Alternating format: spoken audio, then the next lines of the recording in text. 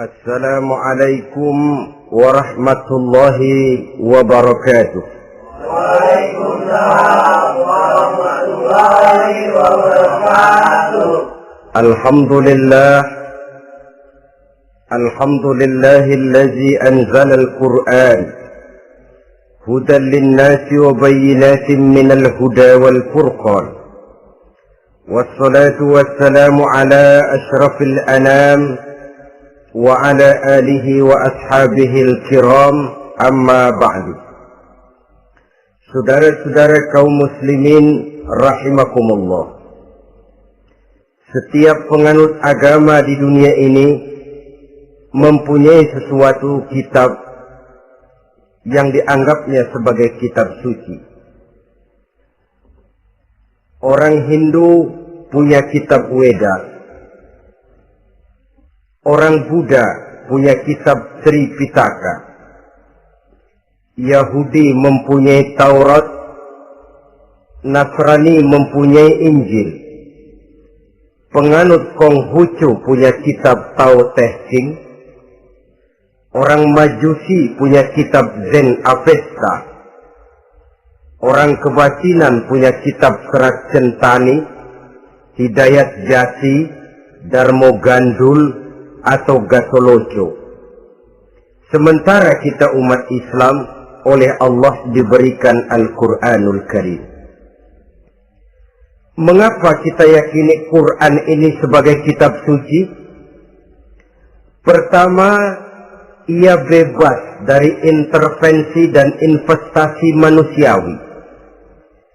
Ia sepenuhnya, baik isi maupun redaksi, adalah produk dari Allah Subhanahu wa ta'ala. Kita yakini Quran kitab suci karena sampai hari ini belum ada seorang pun yang sanggup membuat seperti itu. Suatu kitab hanya dinamakan suci kalau dia bersih dari investasi dan intervensi manusia. Al-Quran ini sejak turunnya 14 abad yang lalu telah menantang.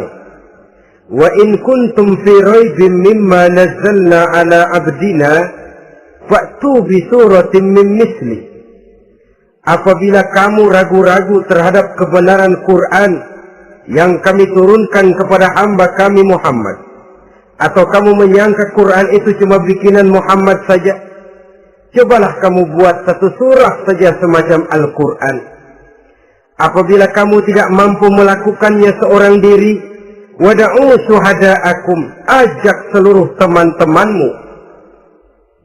Sejak tantangan ini turun 14 abad yang lalu, sampai hari ini, tidak seorang pun yang sanggup membuat satu surah saja semacam Al-Quranul Karim. Barangkali belum pernah ada yang coba-coba. Sudah. Di antaranya apa yang dilakukan oleh Musailamah Al-Kadzab. Dia mencoba membuat satu surah semacam Al-Quran yang kalimatnya sudah berbentuk bait-bait syair, tapi isinya jauh panggang daripada api. Yang kedua, kita yakini Quran sebagai kitab suci karena isi dan ajarannya sesuai dengan fitrah manusia. Suatu kitab dinamakan suci kalau ajarannya sejalan dengan fitrah manusia. Misalnya, manusia secara fitrah, kalau dia laki-laki, normal nafsu kepada perempuan, itu fitrah. Perempuan suka kepada laki-laki, itu fitrah. Kalau ada kitab suci, tapi melarang manusia untuk kawin, kesuciannya perlu diselidiki. Quran kitab suci sejalan dengan fitrah manusia, maka ia menganjurkan manusia yang mampu untuk melangsungkan perkawinan. Contoh lain, secara fitrah manusia perlu makan. Kalau ada kitab suci yang melarang manusia puasa saja siang malam terus menerus, itu kan sama juga nyuruh orang mati. Quran sesuai dengan fitrah manusia. Maka dalam Islam puasa wisol, puasa ngableng, apa itu istilahnya, puasa nyambung, Dari pagi sampai sore, sampai malam, sampai pagi lagi puasa terus. Bukan saja tidak boleh, malah haram hukumnya. Kenapa? Itu bertentangan dengan fitrah manusia. Yang ketiga, kita yakini Quran sebagai kitab suci karena isinya tidak kontroversial. Isinya tidak saling bertentangan satu sama lain. Di ayat manapun, Quran mengajarkan Allah itu Esa. Satu kali dia berkata haram, dia akan tetap berkata haram. Isinya tidak kontroversial. Sebab kalau ada kitab suci, di satu pihak mengajarkan Tuhan Esa, di lain ayat mengajarkan Tuhan 3, di lain ayat lagi mengajarkan Tuhan 4, kitab kacau namanya. Bagaimana suatu kitab bernama suci kalau isinya kontroversial satu dengan lainnya? Dari 3 kriteria inilah kita yakini Quran sebagai kitab suci. Masalah yang akan kita bicarakan pada pertemuan kita kali ini, bagaimana sikap kita terhadap Al-Quranul Karim sebagai kitab suci.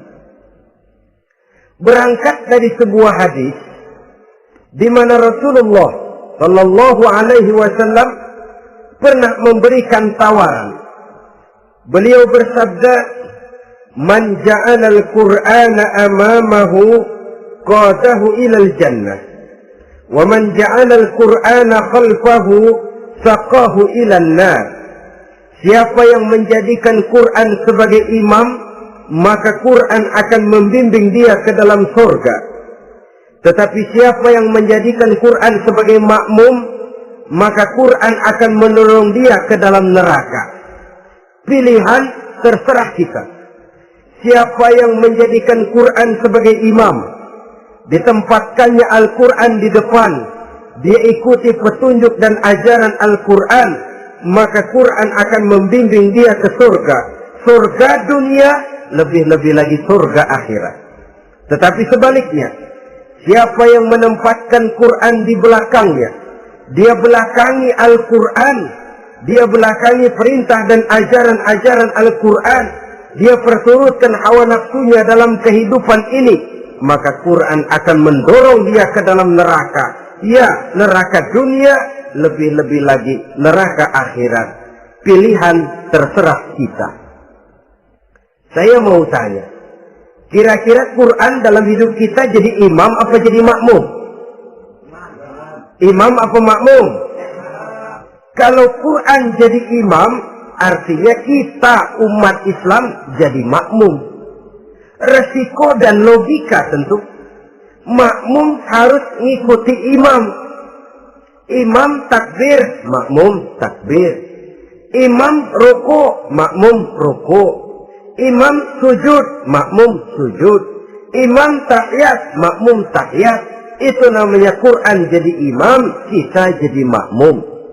Artinya dalam terjemahannya pada kehidupan, kalau merah kata Quran, merah kita kata. Hijau kata Quran, hijau kita bilang. Ke barat kata Quran, ke barat kita pergi. Ke timur kata Quran, ke timur kita berangkat. Halal kata Quran, halal kata kita. Haram kata Quran, haram kita bilang. Itu Quran imam, kita makmum. Nyatanya kadang-kadang kontras. Nyatanya kadang-kadang paradok. Merah kata Quran, hijau dong kata kita.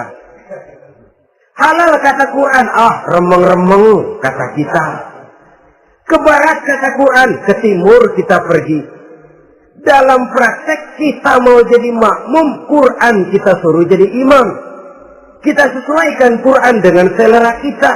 Mana-mana ayat yang menguntungkan, mana ayat yang sesuai dengan mau kita, itu yang kita baca kuat-kuat. Itu yang kita canangkan ke tengah masyarakat ramai. Tapi manakala Quran itu bertentangan dengan nafsu kita, bertentangan dengan gaya dan kepribadian kita, kita umpetin itu Quran. Kalau kita cuma umpetin lumayan, kadang-kadang kita tuduh Quran ketinggalan zaman. Kita anggap Quran tidak relevan lagi dengan situasi dan kondisi. Kalau sudah begitu, sudah menyeberang terlalu jauh namanya. Saudara-saudara kaum muslimin rahimakumullah. Inilah makna hadis Nabi yang diriwayatkan dari Imam Ali bin Abi Thalib, bersabda Rasul, "Man qara'al Qur'ana fastazharahu wa ahalla halalahu wa harrama haramahu adkhalahul jannah." Barang siapa yang membaca Al-Quran lalu memperhatikannya, kemudian menghalalkan yang halal dan mengharamkan yang haram, maka Allah akan memasukkan orang itu ke dalam surga, ya surga dunia, ya surga akhirat. Apabila kita renungi hadis ini, maka untuk berimam kepada Al-Quran ada 3 jalan utama yang harus kita laksanakan. Pertama, dari kalimat man qara'al Qur'an, barang siapa yang membaca Al-Quran. Ini artinya siapa yang ingin menjadikan Quran sebagai imam di dalam kehidupan, jalan pertama yang harus ditempuhnya menanamkan kegemaran membaca Al-Quranul Karim. Al-Quran gharibun fima baina qaumin la yaqra'una. Quran akan jadi asing, Quran akan jadi aneh kalau terletak di tengah rumah orang Islam yang tidak suka membaca Al-Quranul Karim. Jadi langkah pertama, tanamkan kegemaran membaca Al-Quran. Saya tidak menyalahkan kalau remaja kita gandrung kepada Stevie Wonder. Baik kalau mereka senang kepada suara emasnya Michael Jackson atau suaranya Madonna. Tapi kalau sampai harus mengalahkan kecintaan mereka kepada membaca Al-Quran, ini ironi. Sebagai orang tua, kalau anak-anak kita buta huruf Latin, katanya menghambat pembangunan. Bahkan pemerintah saja menggalakkan bebas 3B itu. Buta aksara diantaranya, supaya rakyat bisa membaca huruf Latin.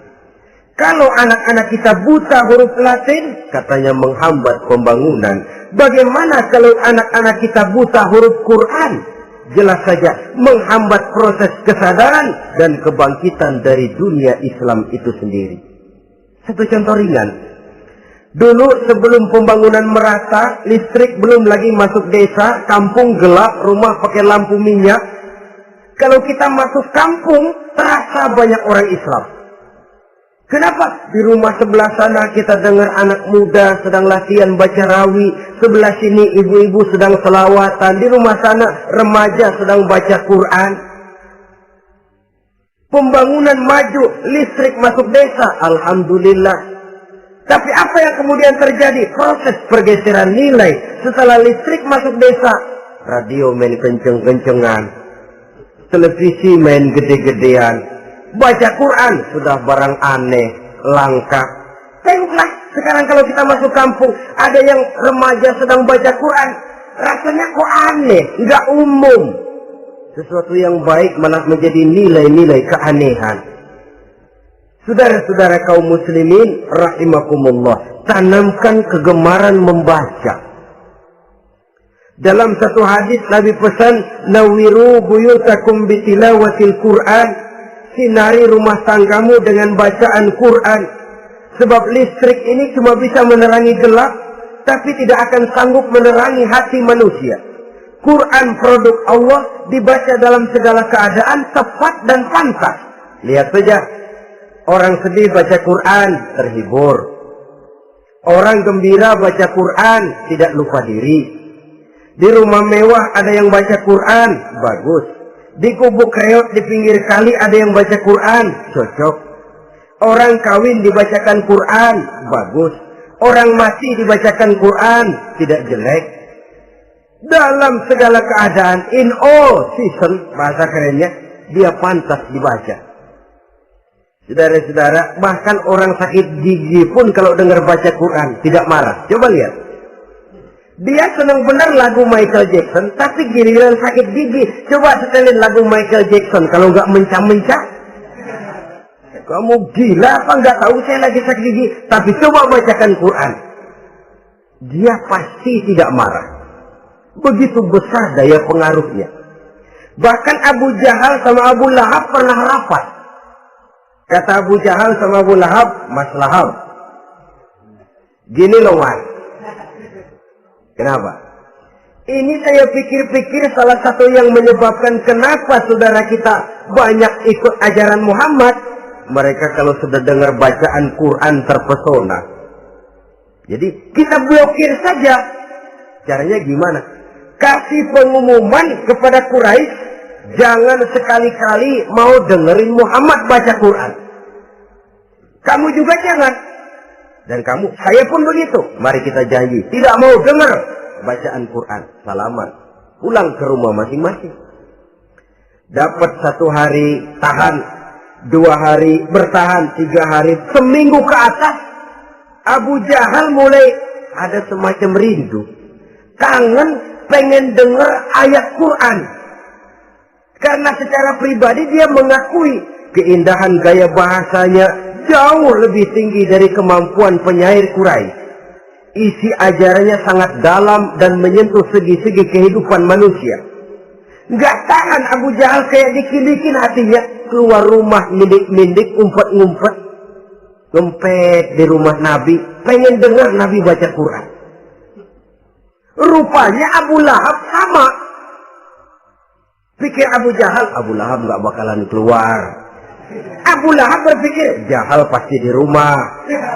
Dua-duanya bareng berangkat ke rumah Nabi. Cuma yang satu dari sebelah barat, yang satu dari sebelah timur. Ngempet, ketemu di sudut, sama-sama kaget. Jahal, loh kamu Lahab? Iya. Kamu ngapain? Lah kamu ngapain? Akhirnya sama-sama malu. Sama-sama tidak bisa menahan diri. Akhirnya sama-sama ngakuin. Bagaimanapun kita harus akui bahwa Al-Quran ini mengandung daya pesona yang sangat luar biasa. Itu dari segi bacaan. Belum lagi dari segi ajaran. Belum lagi dari segi isi. Tanamkan kegemaran membaca Al-Quran. Sampai-sampai Nabi katakan, Innallazi laisa fi jawfihi syai'um minal Quran kal baitil kharib. Orang yang dari tenggorokannya belum pernah keluar ayat Quran barang sepotong pun, belum pernah ngaji barang seayat pun, itu orang kata Nabi kal baitil kharib, kayak rumah kosong. Rumah kan kalau kosong biar bagus, mewah, besar, perabotannya lengkap. Kalau kosong, angker. Setan kuntilanak memedi, betah benar di situ. Saudara-saudara kaum muslimin rahimakumullah. Dalam satu percontohan Nabi mengatakan begini. Masalul mu'minin lazi yaqra'ul Qur'an kamasalil utrujah. Rihuha tayyibun wa ta'muha tayyibun. Orang mukmin yang suka membaca Quran adalah ibarat buah utrujah. Baunya wangi, rasanya lezat. Kira-kira kalau di negeri kita buah apa utrujah ini? Semacam jeruk yang manis lah. Sudah baunya wangi, rasanya enak. Itu buah itu. Orang mukmin yang suka baca Quran kayak buah itu. Baunya wangi, rasanya enak. Artinya syiarnya hidup, isinya memang orang mukmin. Sebaliknya, wa masalul mu'minil ladzi la yaqra'ul Qur'an kamasalit tamrah la riha laha wa ta'muha hulwun. Orang mukmin yang tidak suka baca Quran kayak korma. Rasanya emang manis, cuman kagak ada baunya. Artinya apa? Syiarnya kurang. Kalau orang belum tapi kenal kan kagak mau makan korma. Kenapa? Nggak ada baunya. Daya tariknya kurang, walaupun rasanya enak. Kalau daya tariknya nggak ada, kan nggak ada iklannya, tidak ada syiarnya. Itu orang mukmin yang tidak suka membaca Quran. Ibarat buah, nggak ada baunya, walaupun rasanya enak. Orang kurang tergerak, kurang syiar, kurang daya tarik. Sebaliknya, wa masalul munafiq allazi yaqra'ul Qur'an kamasalir raihanah rihuha tayyibun wa ta'muha murrun. Orang munafik yang suka baca Quran seperti buah raihanah. Apa itu? Baunya wangi, rasanya pahit. Orang munafik baca Quran kayak buah itu. Baunya sih enak, cuman rasanya pahit. Yang munafik baca Quran. Syiarnya sih lumayan, daya tariknya hebat, isinya munafik. Nah, paling jelek orang munafik yang nggak suka baca Quran. Wa masalul munafiqil ladzi la yaqra'ul Qur'an kamasalil hanzalah laisa laha rihun wa ta'muha murrun. Orang munafik yang tidak suka baca Quran seperti buah hanzalah, sudah enggak ada baunya, rasanya pahit lagi. Kalau buah pacek kali. Udah baunya kagak ada, kalau dimakan bikin orang celeng. Saudara-saudara kaum muslimin rahimakumullah, tanamkan kegemaran membaca Al-Qur'an, karena membaca Al-Qur'an merupakan ibadah yang besar. Bahkan kata Nabi, afdalu ibadati abdi qiraatul Qur'an. Nilai ibadah yang paling baik dari hambaku adalah ibadah membaca Al-Qur'an. Dalam sholat pahalanya lebih besar di luar sholat daripada di luar sholat. Dengan wudu pahalanya lebih besar daripada tanpa wudu. Mengerti pahalanya lebih besar daripada tidak mengerti. Tapi tidak mengerti pun jangankan membaca, mendengar saja orang baca Quran dengan baik sudah didoakan untuk mendapat rahmat. Berpahala mendengar bacaan Al-Quran walaupun tidak mengerti. Apalagi membaca sendiri, apalagi mengerti apa yang kita baca, tentu pahala itu akan jauh lebih besar. Ini yang pertama, tanamkan kegemaran membaca Al-Quranul Karim. Yang kedua, dalam hadis tadi, fastazharuhu, man qara'al Qur'ana fastazharuhu. Siapa yang membaca Al-Quran kemudian memperhatikannya.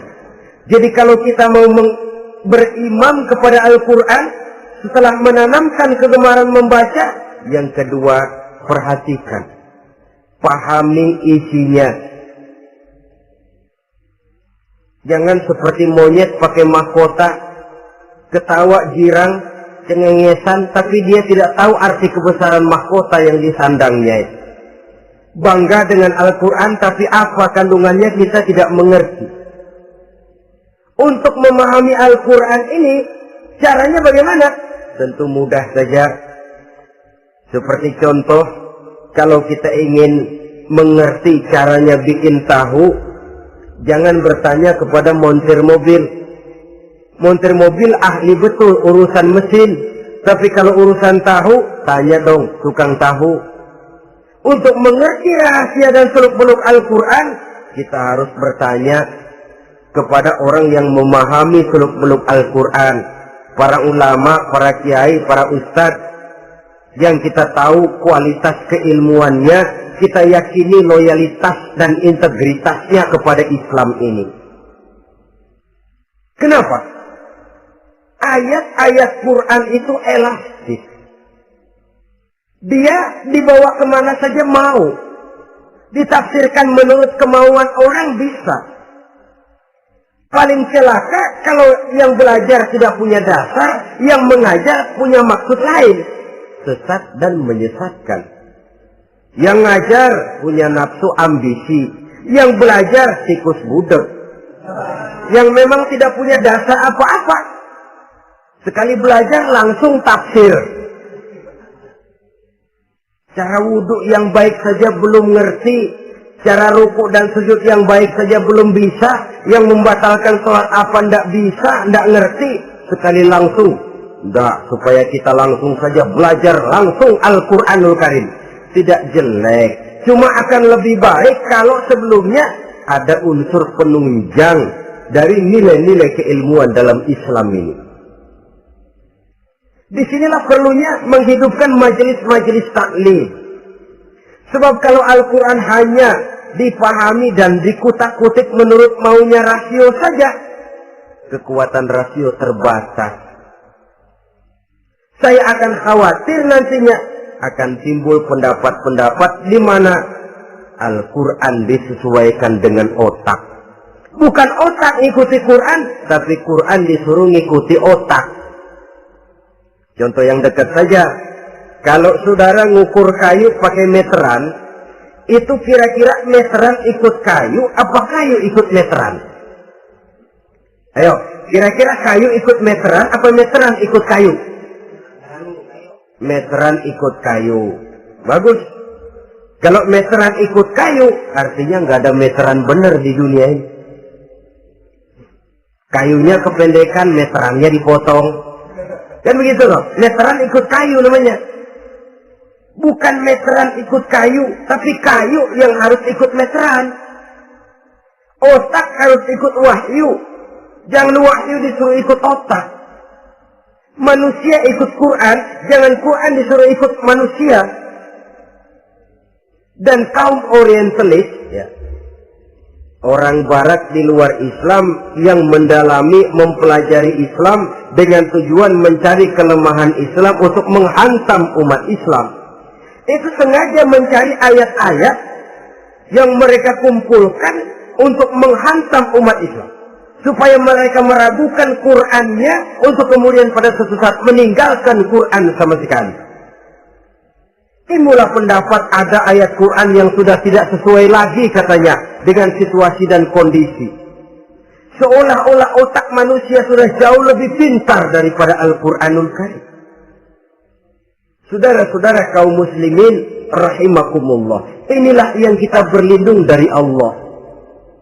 Sebab secara demikian dengan kata lain kita secara tidak sadar sudah mengurangi kemahamutlakan dan kesempurnaan dari Allah Subhanahu wa ta'ala. Untuk memahami Al-Quran, maka kita harus bertanya kepada ahlinya, mengaji, menghidupkan majelis-majelis taklim. Jangan sampai Al-Quran menjadi awam di tengah masyarakat Islam sendiri. Ini jalan yang kedua, memahami isinya. Sehingga dengan demikian, manakala Al-Quran dibacakan orang, pemikiran kita tidak lagi terpusat kepada kemerduan suara orang yang membaca, tapi tertuju kepada isi yang dikandungnya. Sehingga dalam kondisi semacam itu, boleh jadi tiap kali dibacakan Al-Quran, nilai iman makin tambah. Kita dengar orang baca, Alam taro kaifa fa'ala rabbuka bi ashabil fil. Terbayang oleh kita bagaimana Raja Abrahat dengan pasukannya mau menghancurkan Ka'bah. Bagi Allah cukup menurunkan burung ababil, hancur lebur Abrahat, raja besar dengan seluruh pasukan gajahnya, berantakan dibuatnya cuma dengan burung ababil. Allah maha besar, Allah maha kuasa. Tambah iman. Kalau tidak, ya seperti yang banyak terjadi. Quran menceritakan azab, kita malah kesenangan. Walakum azabun alim. Kamu akan mendapat azab yang pedih. Kita teriak di pojokan, toyib, toyib. Allah, alhamdulillah. Digambarkan azab malah baik-baik. Bahwa kita suka, kita gemar kepada bacaan Quran dengan suara yang merdu, alhamdulillah. Akan lebih baik lagi kalau kita mengerti apa yang dibacanya.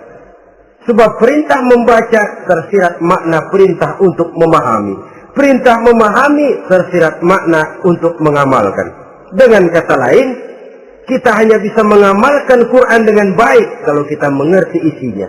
Kita hanya bisa mengerti isinya kalau kita rajin membacanya. Baik membaca yang tersirat, baik membaca yang tersurat dengan petunjuk para alim ulama, para kiai, dan orang-orang yang ahli di bidang itu. Saudara-saudara kaum muslimin rahimakumullah, inilah jalan kedua. Upayakan memahami isinya. Hidupkan kajian-kajian agama, hidupkan majelis-majelis taklim. Jangan sampai Al-Quran asing di hati kita sendiri. Jangan sampai kita awam terhadap makna kandungan dan ajaran Al-Quran, sementara kita yakini bahwa dialah yang akan bisa membimbing kita menuju kebahagiaan sejak dari dunia sampai ke akhirat nanti. Jalan ketiga untuk berimam kepada Al-Quran, setelah menanamkan kegemaran membaca, lalu berupaya memahami isinya, yang ketiga adalah mengamalkannya dalam kehidupan, sesuai dengan kemampuan yang kita miliki. Quran tidak akan membawa berkah Kalau ajaran yang terkandung di dalamnya kita baca, tapi kemudian kita injak-injak dalam praktek kehidupan. Quran mengatakan riba haram, tapi praktek kita dalam hidup malah senang betul kepada riba. Quran mengajarkan jagalah kesatuan persatuan dan ukhuwah Islamiyah. Praktek yang kita lakukan malah centang perenang, malah saling bertolak belakang, malah kadang menjegal kawan seiring, menggunting dalam lipatan, ramai kita dengan kita. Lalu kelemahan pun menjadi kenyataan di mana-mana. Quran sekali lagi tidak akan membawa berkah kalau yang kita baca kita injak-injak. Tentang pengamalan Al-Quran ini, Allah Subhanahu wa ta'ala mengklasifikasi manusia dalam firman-Nya, "Tsumma awrasna al-kitaba allazina istafaina min ibadina." Kemudian kami wariskan Al-Quran ini kepada hamba-hamba kami yang kami pilih. Ya Allah, coba saja kita lihat ayat ini. Quran kitab pilihan, diberikan kepada umat pilihan, yaitu kita-kita ini. Lalu bagaimana umat pilihan ini setelah menerima Al-Quran? Terbagi dalam 3 kelompok besar. Pertama kata Allah, "Faminhum zalimun li nafsihi." Di antara mereka ada yang setelah menerima Al-Quran kemudian zalim kepada dirinya sendiri. Artinya hanya mulutnya saja yang menerima Al-Quran, tapi perbuatannya menginjak-injak Al-Quran. Orang semacam ini tidak zalim kepada Allah, tidak zalim kepada Rasulullah, tetapi orang semacam ini zalim kepada dirinya sendiri. Dia terima Quran dengan mulutnya, tapi dia injak-injak Quran dengan perbuatannya. Na'udzubillah summa na'udzubillah. Kelompok yang kedua, faminhum muqtasid. Di antara mereka ada yang setelah menerima Al-Quran lalu muqtasid. Muqtasid ini 50-50, ngambil jalan tengah. Ajaran Quran dipakai, ajaran setan dikerjain. Artinya juga perintah Quran oke, larangan Quran ho-oh. Saudara-saudara, malaikat bingung bagaimana monternya nih anak ini. Perintah Quran dikerjain, larangan Quran juga dikerjain. Ini muqtasid. Nah, yang ideal adalah golongan yang ketiga kata Allah, wa minhum sabiqun bil khairati biiznillah. Di antara mereka ada lagi yang setelah menerima Al-Quran lalu berlomba-lomba melaksanakannya, berlomba-lomba mengamalkan kebaikan, dan itu hanya bisa terjadi biiznillah, dengan izin dari Allah. Hidayah, saudara-saudara. Berapa banyak orang yang mengerti Quran, tapi hidupnya jauh dari cahaya Quran. Berapa banyak orang yang ahli Quran, tapi cahaya Quran tidak menerangi kehidupannya. Berapa banyak orang yang ahli hukum, tapi bikin bingung masyarakat dengan fatwanya. Saudara-saudara kaum muslimin, kenapa bisa terjadi? Itu tidak ada hidayah, tidak biiznillah, tidak ada izin dari Allah. Maka bisa membaca Quran, alhamdulillah. Bisa memahaminya, kita bersyukur kehadirat Allah. Lebih penting dari itu, kita mohon hidayah agar bisa mengamalkannya sesuai dengan kemampuan kita. Saudara-saudara kaum muslimin rahimakumullah, mana yang lebih banyak di zaman kita sekarang ini? Kita bisa analisa. Ada yang menerima Quran hanya dengan mulutnya saja. Kalau ditanya, Tuhanmu siapa? Allah. Kiblatmu mana? Ka'bah. Saudaramu siapa? Umat Islam. Kitab sucimu apa? Quran. Kamu bisa baca? Enggak. Ya, kalau cuma tidak bisa baca, barangkali kadang-kadang Quran saja pun tidak punya. Ini yang ironi, ini yang menyedihkan. Saudara-saudara kaum muslimin rahimakumullah, tanpa melaksanakan konsepsi Al-Quran di dalam kehidupan, maka kesenangan kita membacanya, pengertian kita tentang Al-Quran barangkali tidak akan bisa berbuat terlalu banyak di dalam kehidupan. Maka sekarang ini sudah ada terjemahan Quran dalam bahasa Indonesia, dalam bahasa daerah, dalam bahasa Inggris, Belanda, bahkan Jerman, yang masih harus terus dan selalu ditingkatkan terjemahan Quran di dalam kehidupan. Dengan kata lain, kita umat Islam menunggal dengan Quran kita. Jangan cuma jadi kebanggaan Islam tinggi, tidak ada yang lebih tinggi dari Islam. Quran kitab suci, tidak ada yang bisa menandinginya. Qurannya, tapi umatnya, kadang-kadang kita ini jauh panggang daripada api. Kita bersyukur musabaqah tilawatil Quran dihidupkan dengan biaya bermiliar rupiah, sejak dari tingkat kelurahan, kecamatan, wali kota, provinsi, sampai kepada tingkat nasional, untuk menanamkan kegemaran membaca Quran. Setelah itu, hendaknya diadakan peningkatan dengan upaya memahaminya. Sehingga pada suatu saat, boleh kita adakan musabaqah pengamalan Quran. Hadiahnya, sudah langsung dari Allah sendiri. Ini yang kita perlu berlomba. Berlomba mengamalkan ajaran Quran. Sabiqun bil khairat. Berlomba mengamalkan ajaran-ajaran Al-Quranul Karim. Nah, oleh karena Al-Quran ini dalam bentuknya yang umum kadang-kadang hanya menjelaskan satu persoalan secara global, kita memerlukan tuntunan sunnah dari Rasulullah Sallallahu Alaihi Wasallam. Umpamanya, Quran hanya mengajarkan aqimis sholat, dirikan sholat. Caranya bagaimana? Tidak ada cara sholat dalam Quran. Dari mana kita tahu cara sholat? Dari sunnah. Itu sebabnya selain Al-Quran sebagai sumber utama, kita memerlukan sunnah. Bahwa sholat pakai takbiratul ihram di Quran tidak ada. Bahwa sholat pakai tahiyat dalam Quran tidak ada. Jadi kalau orang cuma Quran saja, tidak ada sunnah itu, ya bagaimana kita bisa sholat? Quran cuma mengatakan wa atimul hajja wal umrata lillah, laksanakan haji dan umrah karena Allah. Bagaimana manasik haji? Bagaimana cara sa'i? Bagaimana cara wukuf? Bagaimana cara melontar? Tidak ada dalam Quran. Yang memuat itu tidak lain sunnah. Untuk memahami Quran dan sunnah ini, kita memerlukan orang yang menguasai Quran dan sunnah. Oleh karena itu kita perlu petunjuk kepada para ulama. Itu sebabnya Quran sendiri mengatakan wa in tanaza'tum fi syai'in farudduhu ila Allahi wa rasulih.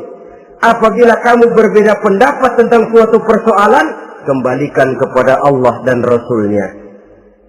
Kembalikan kepada Allah artinya kembalikan kepada Quran. Kembalikan kepada Rasul, maksudnya kembalikan kepada sunnah. Siapa yang mengerti Quran dan sunnah? Para ulama yang kualitas ilmunya kita yakini, loyalitas dan kredibilitas serta integritas keislamannya bisa menjadi panutan. Saudara-saudara kaum muslimin rahimakumullah. Dengan demikian, kalau orang berkata, langsung saja memahami Quran. Sekarang kan sudah banyak terjemahannya. Tidak usah lewat ulama-ulamaan. Saya tidak mencela, cuma agak mengkhawatirkan. Kalau dia memahami Quran cuma sekedar lewat terjemahannya saja, sangat mungkin jadi dia bisa salah paham. Kita memerlukan bantuan sunnah. Kita memerlukan petunjuk para ulama yang menguasai di bidang itu. Kembalikan kepada Quran dan sunnah artinya bertanya kepada orang yang memahami Quran dan sunnah. Nah, dengan begitu kan akan terjadi perbedaan pendapat. Perbedaan pendapat sesuatu yang halal sepanjang tidak menyebabkan kita berpecah belah. Halal berbeda pendapat, asal diletakkan pada proporsinya. Apalagi kalau perbedaan pendapat itu cuma masalah teknis, bukan masalah prinsip. Kenapa tidak pulang saja kepada tuntunan Quran? Lana a'maluna walakum a'malukum. Kami akan mengamalkan amalan yang kami yakini benarnya. Saudara persilahkan mengamalkan amalan yang saudara yakini benarnya. Sama-sama punya alasan, sama-sama punya dalil. Tidak usah saling menyalahkan. Tidak usah saling mengklaim, merasa yang paling benar, orang lain salah semua. Kemukakan argumen, jangan sentimen. Harus dengan semangat mencari kebenaran, bukan untuk mencapai kemenangan. Kalau sentimen lebih penting dari argumen, kalau kemenangan lebih diutamakan dari mencari kebenaran, yang berlaku kadang-kadang gengsi. Kalau sudah gengsi, yang bicara emosi. Kalau sudah emosi, istilah kita di kampung, ngambek. Gedean ilmunya sama ambeknya. Kadang-kadang, saya kalau nggak jadi imam, nggak mau sembahyang di situ. Kalau nggak jadi imam, orang lain dianggapnya kagak sah sembahyangnya. Pokoknya kalau nggak ngaji sama saya, Islamnya kurang benar. Mengklaim. Perbedaan pendapat wajar, halal, asal tidak menyebabkan kita berpecah belah. Dan sewajarnya kita lebih berusaha mencari titik pertemuan, memperbesar persamaan, dan bukan mengutak-utik perbedaan. Kadang-kadang inilah penyakit kita nih. Satu kunut, satu tidak sembahyang subuhnya. Bisa RT. Satu usoli, satu tidak, bisa RW. Satu azan sekali Jumatan, satu dua kali, bikin masjid lagi. Kenapa bukan persamaannya yang dicari? Kenapa justru perbedaannya yang diperbesar? Yang masalah macam ini sampai kiamat tidak pernah selesai. Kan lebih baik kalau kita ditanya orang, Pak, sholat subuh itu pakai kunut apa tidak sih? Kalau saya pakai. Kalau yang tidak pakai kunut bagaimana Pak? Betul, kata yang tidak pakai. Jadi yang pakai kunut betul, betul karena saya pakai kunut. Yang tidak juga betul, betul kata yang tidak pakai. Kalau yang kunut betul, yang tidak kunut betul, lalu yang salah yang mana Pak? Yang salah yang subuh nggak sembahyang. Lebih objektif, proyek garapannya ada, umat tidak berpecah belah. Yang konyol kadang-kadang khutbah Jumat pakai membongkar khilafiyah, menghantam tahlil, menghantam kunut. Selesai sembahyang Jumat, apa yang terjadi? Umat resah, masyarakat gelisah, polemik timbul, masalah tidak terselesaikan. Orang jadi khotib itu raja dalam mimbar Jumat, siapa yang mau bantah dia? Kalau memang mau buka itu persoalan khilafiyah, buka dalam forum khusus. Adakan pengajian, jelaskan masalahnya secara luas, mendasar. Jangan mengklaim dan memponis. Berikan kebebasan kepada umat untuk menilai. Masalahnya selesai, yang tidak puas bisa bertanya. Saudara-saudara, sudah lewat masanya kita meributkan soal itu. Sudah datang waktunya di mana kita lebih mementingkan dan membicarakan masalah-masalah yang lebih mendesak dihadapi oleh umat. Kemiskinan misalnya, kebodohan misalnya, keterbelakangan umpamanya, peluang untuk mendapatkan pendidikan yang layak bagi anak-anak kita yang berotak cerdas tapi tidak punya kemampuan ekonomi umpamanya. Itu akan lebih objektif ketimbang kita membicarakan masalah-masalah yang sampai kiamat tidak akan pernah selesai. Yang hanya akan menyebabkan kita menjadi lemah, persatuan koyak, solidaritas sosial lalu menurun, saling curiga menjadi tumbuh karenanya, dan pada akhirnya kita tidak akan pernah bisa berbuat banyak. Untung kalau tidak menjadi tertawaan bagi orang yang berdiri di luar pagar. Saudara-saudara kaum muslimin rahimakumullah. Sekali lagi, Al-Quran tidak akan membawa berkah kalau yang kita baca kita injak-injak. Oleh karenanya, untuk berimam kepada Quran ini, sekali lagi pertama, tanamkan kegemaran membaca. Yang kedua, upayakan memahami isinya melalui bimbingan orang yang ahli bidang itu. Yang ketiga, amalkan sesuai dengan kemampuan. Sebab itu ada prinsip, kalau isi suatu hadis nampaknya bertentangan dengan otak, kesohihan hadis itu boleh diperiksa. Tapi kalau ayat Quran nampaknya bertentangan dengan otak, otaknya yang harus diperiksa. Jangan Qur'annya lalu disesuaikan dengan otak. Sebab kalau kita sudah berani berteori, ada ayat Quran yang tidak sesuai dengan keadaan. Ayat yang mana? Yang ini. Tahun depan tambah lagi. Tahun depan tambah lagi. Makin lama makin habis Al-Quran itu. Yang perlu diperbarui cara kita memahami Quran. Bukan dengan mengemukakan teori ayat Quran kehilangan relevansi. Cara kita memahami barangkali yang kurang relevan. Dalam situasi, dalam konteksnya dengan situasi dan kondisi. Jangan lupa, Al-Quran ini kan untuk semua umur. Dia bisa dipahami secara filosofis, dia bisa dipahami dengan kacamata orang awam. Tingkat kemampuan berpikir orang tidak semuanya sama. Kalau semua orang kita mau ajak berfilsafat, merenung dalam-dalam, menerawang tinggi-tinggi, ialah buat mereka yang terjangkau oleh perguruan tinggi. Tapi buat saudara-saudara kita, pedagang-pedagang kecil, petani di desa-desa terpencil, remaja-remaja yang jauh dari sentuhan teknologi canggih, sanggupkah mereka berpikir filosofis? Sementara mereka merupakan bagian terbesar dari kondisi umat ini. Saudara-saudara kaum muslimin, oleh karenanya ditentang membaca, memahami dan mengamalkan. Rasulullah Sallallahu Alaihi Wasallam pernah memberikan sugesti. Beliau bersabda, "In aradtum aisas su'ada," apabila kamu menginginkan kehidupan yang bahagia, hidup seperti hidupnya orang-orang yang bahagia, dan tentu ini keinginan kita semua. Wa mautas syuhada, dan menginginkan mati sebagai matinya para syuhada, para pahlawan pembela agama, orang yang mati syahid. Wah, ini sudah tidak duanya ini.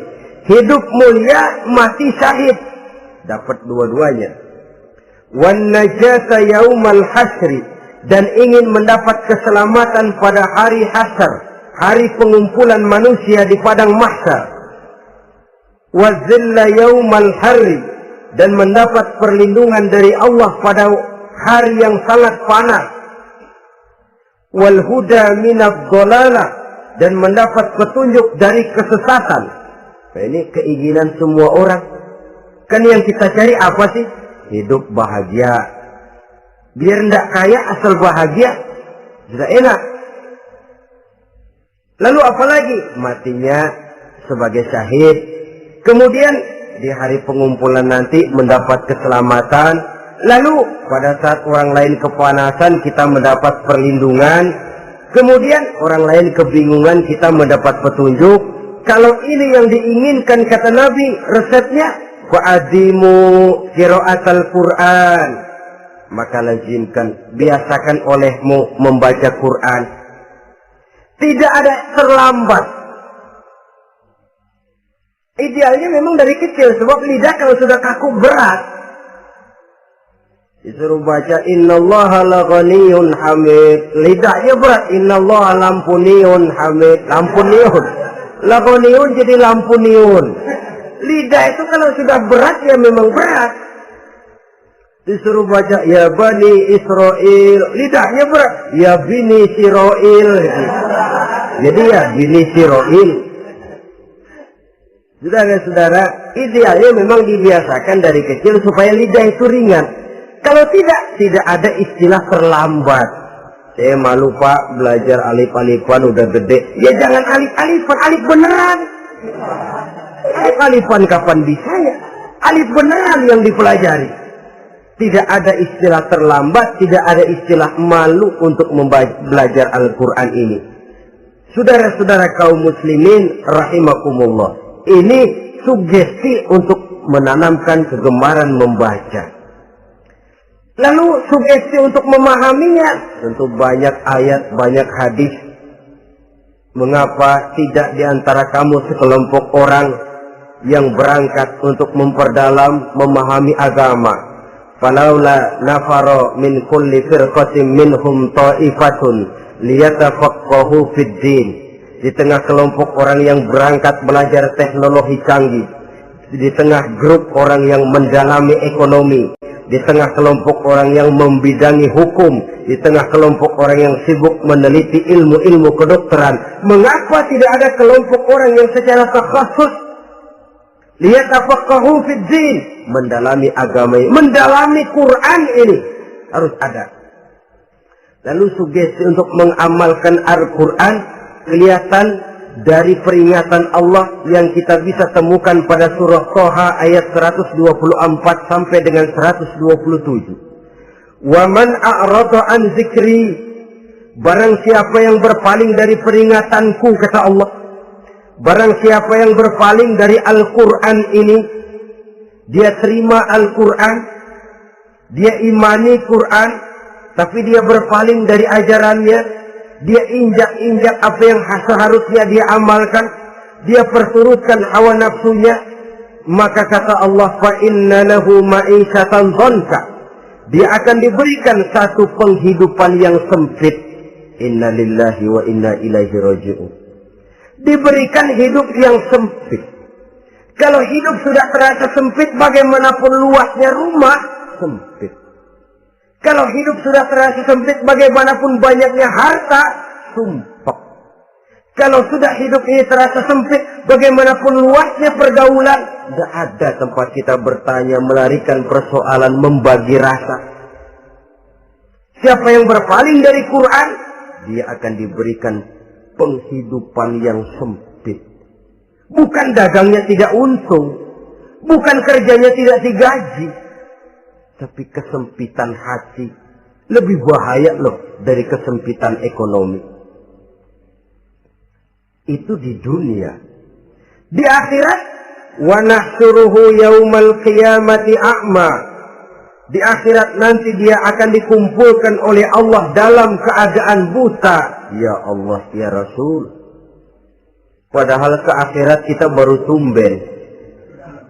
Sekali ke akhirat buta. Masya Allah. Di tempat kita lahir saja, kalau tadinya kita melihat, tahu-tahu menjadi buta, kita bingung. Padahal jalan sudah pernah kita lihat, arah sudah pernah kita tahu. Bagaimana di padang mahsyar nanti? Kemana jalan yang akan ditempuh? Kepada siapa kita hendak bertanya? Mana teman, mana istri, mana anak? Buta pula kita. Satu kesengsaraan yang merupakan puncak kesengsaraan. Dikala itu orang yang semacam tadi protes, Rabbi, lima hasyartani a'ma wa qad kuntu basira.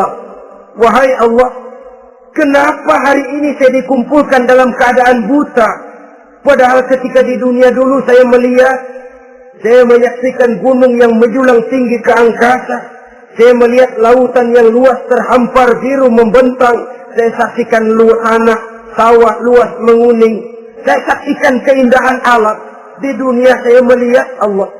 Kenapa sekarang saya dikumpulkan dalam keadaan begini? Protes dia, tidak terima dia. Allah jawab, kadzalika atatka ayatuna fanasisaha. Kata Allah, begitulah memang.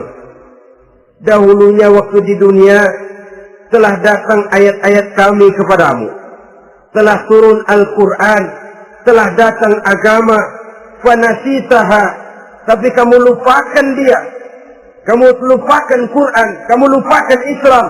Datang ayat, turun Quran, turun agama, kamu belaga filon, kamu belaga enggak tahu. Wa kadzalikal yauma tunsa, maka hari ini pun begitulah kamu dilupakan. Sebagaimana dulu waktu di dunia, kamu telah melupakan ayat-ayatku, melupakan kitabku, melupakan ajaran-ajaranku. Hari ini kamu pun dilupakan. Seolah-olah Tuhan cuma nggak bilang, mereka protes, Tuhan, kenapa saya buta padahal di dunia saya ngelihat. Kata Tuhan, kalau bahasa kita, lu rasain. Lu sih, kenapa dulu di dunia? Pura-pura nggak lihat. Kenapa waktu di dunia? Pura-pura nggak tahu. Kenapa waktu di dunia? Kamu lupakan Quran. Maka hari ini pun engkau kami lupakan. Wa kadzalikal yauma tunsa. Wa kadzalika najzi man asrafa walam yu'min bi ayati rabbih wal azabul akhirati asyad wa abqa. Demikianlah kami membalas orang yang berlebih-lebihan, orang yang melampaui batas dan tidak mau beriman kepada ayat-ayat Tuhannya, dan sungguh siksa akhirat itu lebih dahsyat dan lebih kekal. Siksa dunia mungkin kelaparan, kekurangan ekonomi, kekurangan pakaian, tapi berapa hari paling lama seumur manusia? 70 tahun umur kita, ya paling lama begitulah. Tapi siksa akhirat, kesengsaraan akhirat, kesengsaraan neraka, asyaddu wa abqa, lebih dahsyat dan lebih kekal. Di zaman sekarang orang bukan cuma berbuat potong kompas, berpikir pun potong kompas, berpikir pun ngambil jalan pintas. Dia lebih memilih kesenangan yang sedikit dengan mengorbankan kesenangan yang abadi. Dia mengejar surga yang sebentar dengan menghancurkan surga yang kekal. Dicarinya surga dunia, hidup cukup, rumah bagus, makan bagus, pakaian bagus, istri bagus, dengan menghalalkan segala macam cara, berpaling daripada kehidupan agama, lalu menginjak-injak Al-Quranul Karim. Kita berlindung kepada Allah, jangan sampai dimasukkan dalam kelompok yang di akhirat nanti dibangkitkan dalam keadaan buta. Na'udzubillah summa na'udzubillah. Di sini kita terkesan dengan apa yang dikatakan Sayyid Muhammad Abduh, al-Islam mahjubun bil muslimin. Kebesaran Islam kadang-kadang tertutup oleh tingkah laku umat Islam sendiri.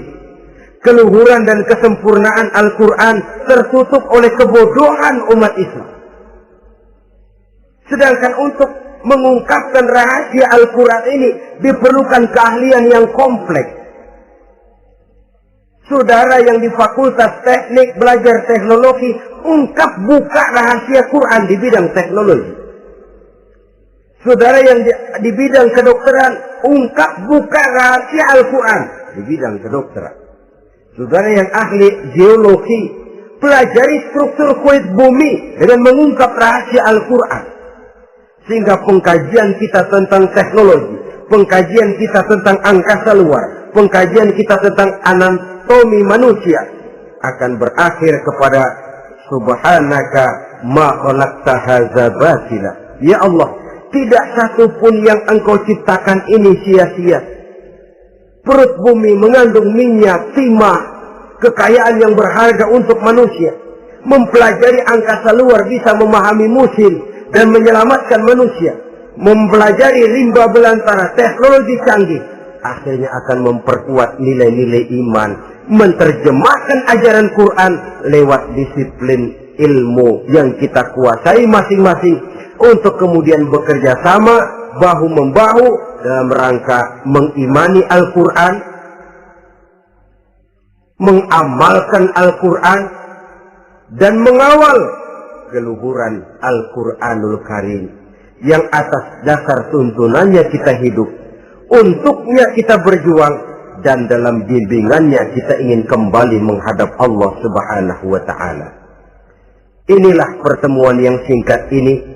Mudah-mudahan kita diberikan kekuatan oleh Allah untuk berimam kepada Al-Quran, menjadikannya sebagai pedoman utama di dalam kehidupan kita.